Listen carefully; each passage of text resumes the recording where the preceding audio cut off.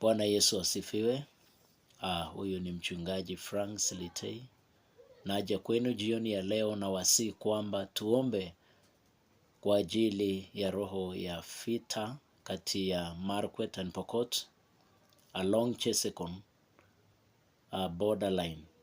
I was shown by the Spirit of God. And let's pray against that spirit that claims the innocent blood. And may the Lord intervene. Besides that, also let's pray between Karamojang and Pokot, those who are in Uganda. I saw that spirit of clashes rising. Let's rebuke that spirit that causes the conflicts and claims the innocent blood. And I believe that the Lord will intervene. If you pray and I pray too, the Lord will grant us peace that surpasses the knowledge of mankind. Because he is omnipotent, omniscient, and omnipresent.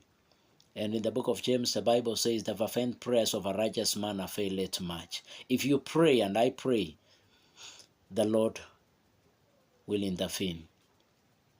In the book of Proverbs, the Bible says that righteousness exalts a nation, but sin is a reproach to anybody. So let's pray so that may righteousness prevail along our borders and within our borders for the honor and glory of the name of our living God.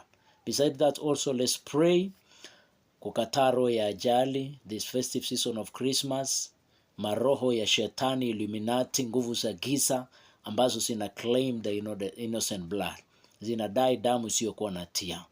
Tunakataa katika barabara zetu, katika angani, katika jina la Yesu Kristo. If you pray and I pray, the Lord will intervene for the honor and glory of his name. In Jesus' name.